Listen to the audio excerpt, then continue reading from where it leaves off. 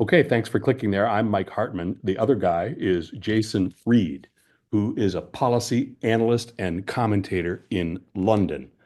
Uh, his writing includes some on charities and what charity should and does mean in the UK. There seems to be, I think, Jason can correct me, an increased level of attention being paid to uh, charities in London for some of their activities and what they're up to.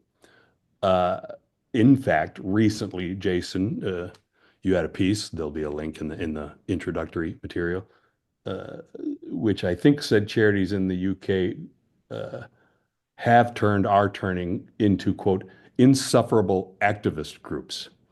Uh, when did that happen? It's been, I think, something of a gradual below the water process for the past couple of decades, but is really coming to the fore now, I think, because of the vibe shift in politics in Britain and around the world, which charities don't seem to have noticed. They've still got what I would call 2016 brain, where they're still doing their virtue signaling and they're kind of operating in a world in which you can almost get away with anything as long as you've got the right upmarket political opinions. You can, as long as you talk about climate justice and the climate emergency and things like that, then almost the substance of what you do doesn't matter anymore. And so I think the trend we've seen over recent decades to get to the point we are now is of charities that have very commendable histories, like Christian Aid, for example, doing very commendable work. Going towards the political arena and giving in to the political impulses of the people who run them these days, who I'm afraid seem to get a lot of their worldview from the middle class dinner parties that they go to and have lost sight of the core mission of their charities. But I think the moment we're in right now is a really interesting one because of this vibe shift, which means that charities are out of place. They're sort of a fish out of water. And I think we're now approaching that turning point where the level of scrutiny is going to become such that the charities have to change their ways and ultimately, I think, return to their core missions and leave the politics behind, which I think will be beneficial for everyone. Does this kind of thing violate a law, a practice, a norm, or should there are there legal implications of this observation?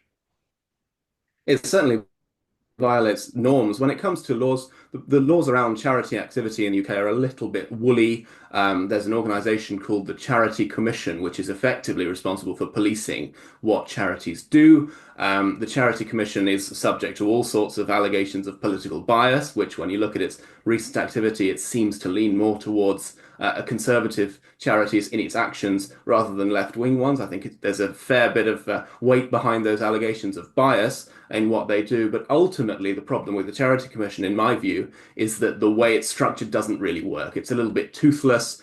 It very rarely gives out the most serious penalties that it has available to it, things like ultimately stripping charity status or things close to it.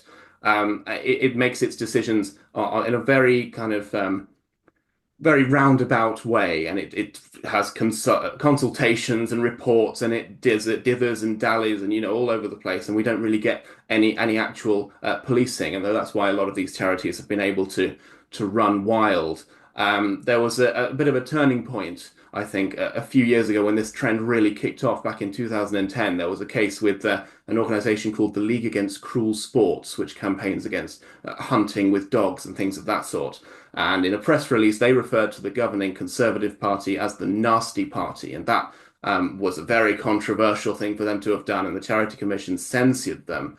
But that was, I think, when charities started to learn the lesson that if you steer clear of politics and you go for policy, you can pretty much dodge anything the Charity Commission is gonna have an eye on. And that's how we've ended up with this situation with effectively charities acting as policy lobbyists rather than charities. Uh, who are the members of this commission appointed, elected? Am I bequeathed my seat on the commission, or how? Who's on this commission? What is this? The commission is effectively appointed by government, certainly not elected. But the commission, ironically, is in itself an example of another very large issue with charities in the UK, which is what we call quangos, the quasi NGOs, which straddle this line between charity and government. And this is a lot of what my research has focused on because this is having real significant impacts on policy making. It's ironic, I think, that people spend their whole careers fighting tooth and nail to acquire political power, and then when they get to the top of the political tree, the first thing they seem to want to do is sign away their power to unelected, unaccountable bodies. Which seem to swell in number, even though we have a government now which says it wants to reduce the number of quangos and reduce their influence and certainly reduce their cost to the taxpayer. But at the same time, when it comes up against a quango, when it disagrees on policy, it almost always backs down. In the process, it's also creating whole new quangos to govern things like our newly nationalized railways and the energy sector and things like that. The Charity Commission is in itself a quango and suffers from a lot of the same problems, which are that the people there, although I'm sure they're very honourable people doing their best, ultimately their incentives are not aligned because they are not elected, they are not really accountable. They're given a very clear, specific mission that doesn't take into account the broader effects, the broader consequences for the economy, which is why, in my view, a lot of these decisions should be made in government departments. They should not be hived off to bodies.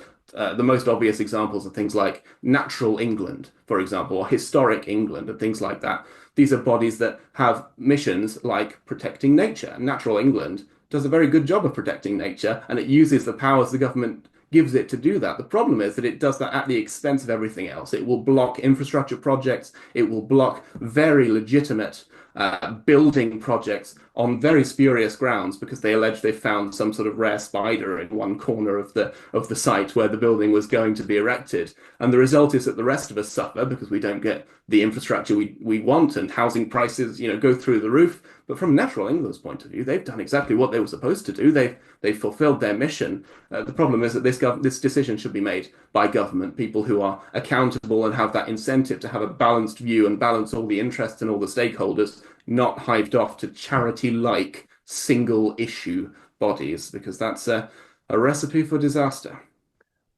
What kind of funding flows are we talking about here? Are these direct government appropriations going to these charities, or is it also, private money going to the charity, which is the status of which is governed, judged by the commission? Is this all government money, or is it also private?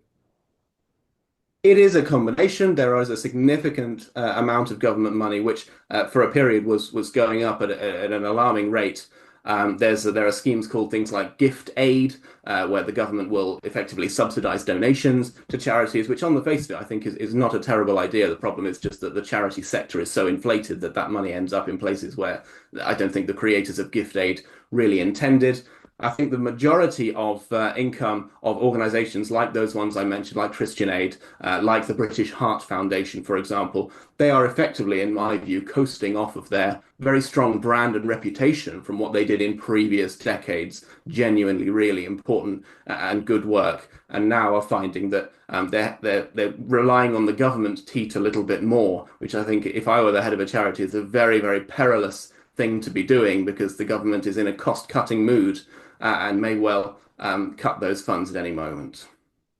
As I guess you would expect me to notice, observe, this sounds an awful lot like what's going on in the US. My ears hear the same story. You might have been first, or it might be. Well, you tell me. Am I right about that? Number one. And who started this? Did this start happening in America first, or in Britain first, contiguously, or what?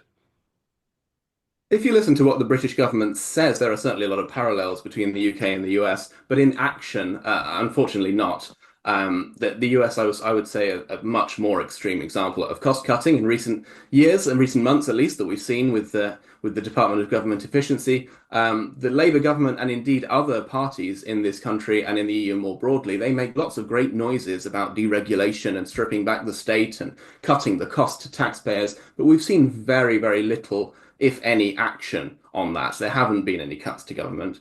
And frankly, even if there were, the issue of government spending is, of course, much broader. It's issues like healthcare and pensions that are where they're going to find the savings they want to do the things they want. I don't think that cutting charities is at the top of the list because they're going to think that there's a lot of political capital to be spent on cutting charity funding and that they won't reap enough funds to make that worthwhile. I think that's the school of thinking there. Yeah. I mean, I was thinking even though of the politicization of charity to begin with. Mm. There do seem to be similarities there. It, you can tell me, and then what in America there'd be because of the language and the law concern as well about the specific partisanization of certain supposedly charitable activities. Uh, are there similarities there? Because you did say that given what occurred with the animal mistreatment of sports and animals in sport, that there was a withdrawal from charities being partisan, I'll say, or mentioning conservative or liberal or whatever. But is that true? There seem to be similarities there, but am I wrong about that as well in the politicization and partisanization of supposedly charitable activity?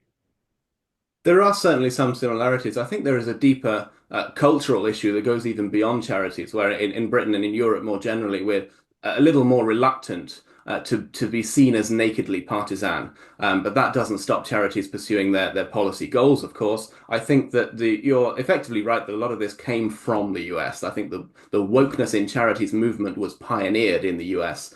And then European charities learned what to do and followed in their footsteps. Having said that, there are certain aspects of what we're seeing today that were indeed pioneered on this side of the Atlantic Ocean. I think that the environmental charity lobbying in particular, the European style centrism has really been the fertile breeding ground for that, for this huge amount of environmental NGOs, which effectively just campaign for a bigger state under the guise of wanting to fight climate change. And then, of course, at the more extreme end, you've got people launching disruptive protests like sitting in roads and throwing soup over museums, artifacts and things like that, which were unfortunately pioneered in this country, in Britain. I'm afraid we've exported that to the rest of the world. It's a very symbiotic relationship that goes on within the charity world. They do learn from each other about how to pursue these kinds of things. Yeah.